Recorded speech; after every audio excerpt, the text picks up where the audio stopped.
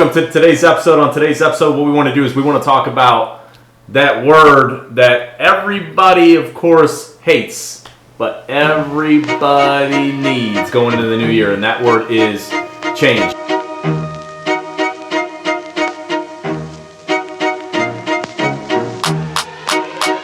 You know, there was a song way back when where it says, when breaking up was hard to do. How about this one? When waking up is hard to do. So we could talk about that all day long, because I know that one of the things that is the hardest thing in the world sometimes for some people is waking up. But when you talk about breaking up, what do you got to break going into 2022? Sometimes what we got to do is we got to break up with some of the bad habits that we have had in 2021. We got to break up with some of the things that have held us back. We got to face reality, and of course we got to remind ourselves that in order for us to become what we want to become in 2022, man, we got to change, because change is what is left over after you pay the price. So, Reese, let's go ahead and turn it over to you, and let's talk a little bit about the idea of change, because I know that, of course, you and I, we wake up crazy early, and of course it wasn't something that we always did, but when leading yourself is something that you have to do, going into the new year, 2022, change is obviously something that, of course, people know can bring about good things, and we love the idea of 2022 being great, and it's going to be our best year,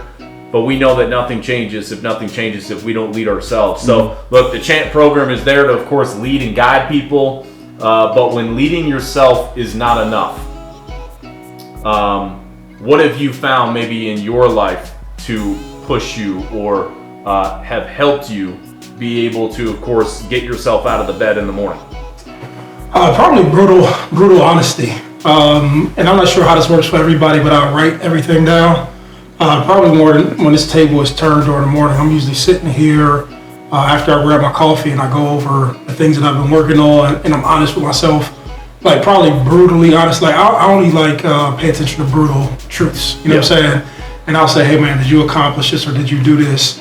And having like a strong evaluation and say, like, how bad do you really want it? I remember I read something years ago, probably like 2008. Warren Buffett said, like, essentially, and I'm gonna paraphrase it, but he said, a person's commitment reflects their wantingness in something wanting to happen. Like, basically, like, you can tell through commitment if somebody really wants to make something happen. And when you can say, hey, I put this down as a goal, and did I achieve it, or did I give it everything I had? Like, I'm basically telling myself into the world, like, did you really make this happen? And so looking at what I've put on paper, or looking at the goals that I've put down, I ask myself, like, where are you at in this process? And just like a small tidbit, most stuff I'm working on, if I've advanced it, I've written it out, or I've crossed it out, and I went on and developed whatever it is I'm working on. And stuff that I've typically not moved on or progressed on, it typically stays in its original state. And it doesn't has any traction. I don't have plans wrapped around it. I don't have any advancement in regards to that. And so that's one thing that I would suggest, being brutally honest with yourself. And I know everybody hates to write, but I'm huge in just writing stuff down, because you can see where you're actually at and stuff. And, you just can't lie to yourself, or you can lie to yourself and live in pretend and fantasy land. But things that help me to hit the restart button, see where I'm at, is like, man, you didn't do anything. It's kind of like, and I don't know why this popped up in my head. You can say whatever you want to in regards to, I know Sierra talks about diet all the time. When you step on that scale, or you get your body fat measured, that's the tail of the tape. You know what I'm saying? That's the brutal truth. Yeah, you can talk all the shit you want, but if Sierra said, hey, come and step on the scale, or hey, Maurice, come and measure the body fat, if things are improving, she's not going to have to ask me, did you eat healthy? You know what I'm saying? It's going to show up. And so in my world, in regards to the things that I'm working on, if I want to reset myself, me looking at what I've put on paper, if it's not evolved, and I'm not brutally honest with myself, and I have to reevaluate that, that's kind of like, what it is. I think that's one of the biggest things that I have found too, is that, look, you can have all these goals and everything like that for 2022, but if you don't identify the things that you need to do different, those goals become great ideas.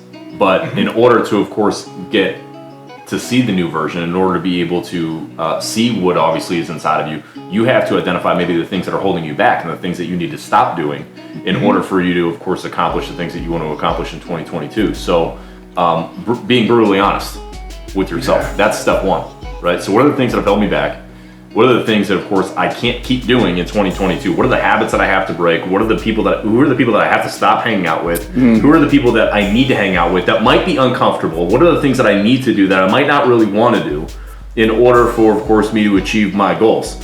So, look, I think the first fight that everybody faces starts in the morning.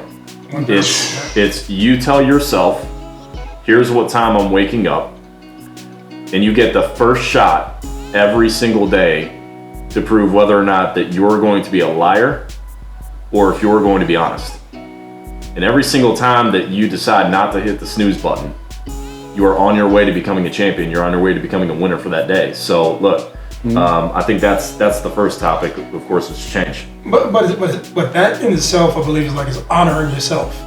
You know, It's the greatest form of self-love. Form of self-respect. You know, it's not the easiest thing to do. Like even when we were talking, I just thought about like consciously ridding yourself of something that you may enjoy doing, but you know you have to give up something to go somewhere. Yeah.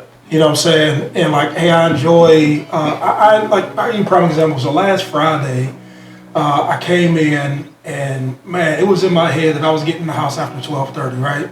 But I made a personal commitment to myself to make sure your ass is up, moving, functioning outside that bed after 4. Mm-hmm. Now, my first thing was like, man, you don't have to do this shit for nobody.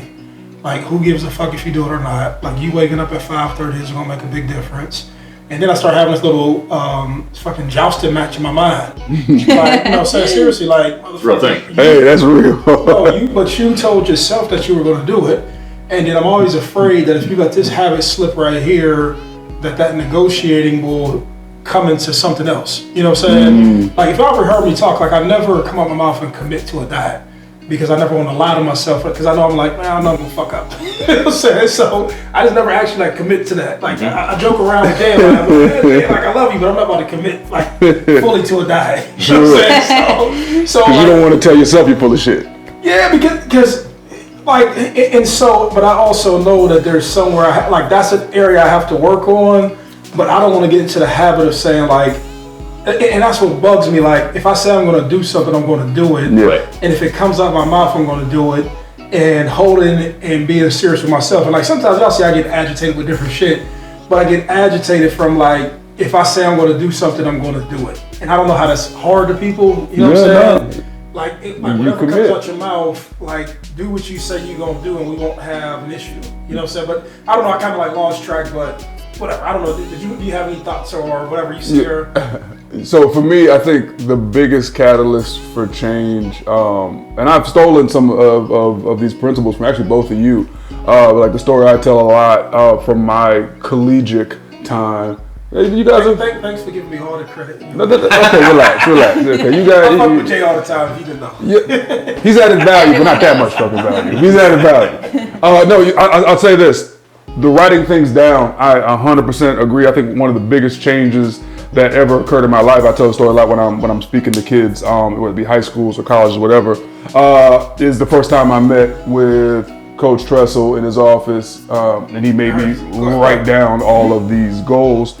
It was a changing experience for me because I was floating through life at this time, right? I'm at a big time university. It was a big deal. We were good at football, all that stuff, but I was floating. I think a lot of us in life get like this. We just kind of float, go from one task to the next or a job to the next, and we're never anchored down in like a decision that's gonna propel us to a certain direction. Would you say no intention? Exactly the word I would say. I didn't have much intention. I was just there doing the same workouts everybody else was doing, going to class, just not really achieving at a high level, just doing the bare minimum and just hanging out. And he sat me down and he was like, okay, what do you want out of all of this? Like, what are you here to do? Do you think you could be in the NFL? I was like, I don't know, maybe. Question number one, what do you want? What the hell do you want? And then he gave me some brutal truth. Like, hey, here's where you're at. Here's where I think you should be. But if you don't think you should be there, then you're probably never going to get there because I don't think you see it how I see it, and that's going to be your first problem. Right. And so it was about identifying, kind of re-identifying myself. Like, oh shoot, like maybe I should be working harder. Maybe there's something I can achieve if I set my sights a little bit differently. And then it was the biggest thing, which is just making a decision. I swear we wrote a book called Just Make a Decision. Like when you decide something in your mind, I think it triggers it's like a chemical reaction. Everything starts to flow towards that direction because you've now made a firm choice. Like, this is what I want.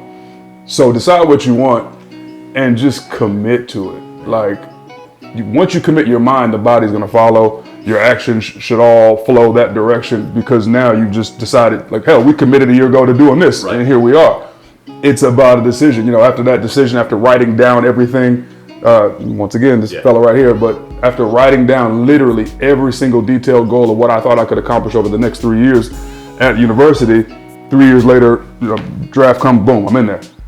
That all just came from sitting down in an office one day and just making a decision. And I think folks can do that and change their life. I wanted to ask a question as you said that, because like I always think when somebody's watching is what may be going through their mind.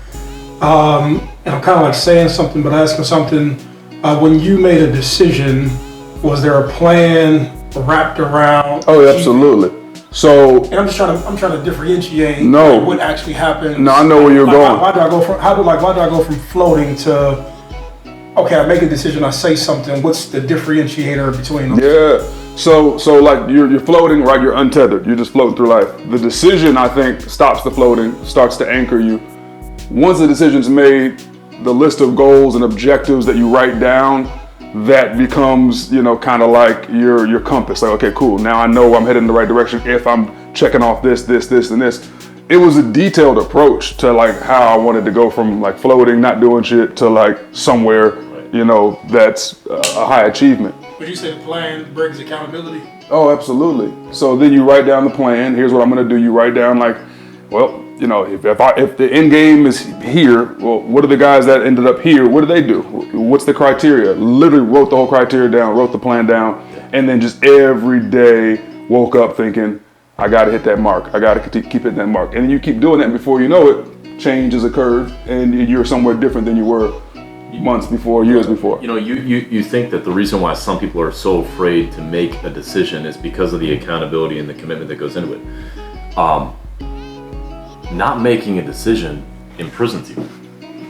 Yeah. And you think it's giving you freedom, but the reality is that not making a decision imprisons you, while making a decision is meant to liberate you. It's meant to actually help you to be able. He's deeply philosophical. I mean, this is just how I think, though. I know, he really is. Like, what is it liberating you from? It's liberating you from, like, okay, like, I already know what my life looks like for the first 37 years, so, like, how many times do I want to repeat this, right? So, if I want to get to, experiencing new things, to be able to gain muscle, to be able to lose weight, to be able to, have a better career, to be able to have more out of my career, to be able to have better friends, like, I've got to make a decision because there's so much freaking power behind making a decision. A decision means that you cut off all other options. So it's like, here's the decision, here's the line, I'm not doing this anymore.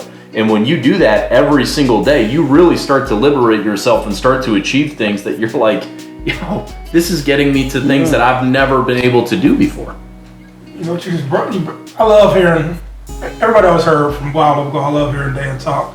I always say he should write books because I think you really have that gift of skill. But people who tend to make decisions are generally not people who have excuses.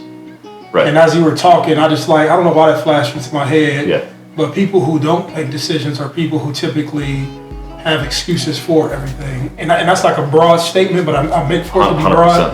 But I'll let you keep on going. Successful people are decisive. So they know what they want. They know what they want. So that's like, for 2022,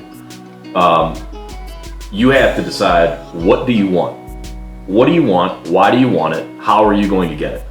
As soon as you make the decision of what do you want, then of course you have to either find people that are going to help hold you accountable to that, or point you in the direction of having a plan. Because the only thing that, of course, that could happen after you make the decision, where it doesn't happen, is either you don't know how to do it, or you fell on your own sword and you became victim of course, let's say a lack of self-discipline or a lack of something else. So, Ciro, how do we prevent ourselves from maybe falling on our own sword? Because you could have easily said, hey, I gained 80 pounds from having a baby. I'm just going to go ahead and hold on to this. I think that I think there's different elements, especially for females than males. Like we have different thought processes for sure. So maybe not necessarily how lack of making decisions, but like a lot of females, we like, especially moms, we deal with like kind of like this fear / selfish feeling if we prioritize ourselves sometimes. And I feel like that can kind of make it difficult for us to stay in line with our goals. Like for me, just going to, let's say, the chiropractor, how many times I'm like, I don't have time, I have enrollment, I gotta do this and that. At the end of the day, kind of just like how they say on like airplanes, you have to put the oxygen mask on yourself before you put it on anybody else. And I think keeping like that thought process is going to kind of rid yourself of the fear, you know, I'm not being a good parent, or I'm not being a good spouse, or I'm not being a good friend. You have to have enough selfishness where you can put yourself first to live the healthiest life before you can help anybody else. So again, that kind of goes hand in hand with keeping a good circle that's going to remind you how many times like you need to go. Like I'm making this appointment, like you're going.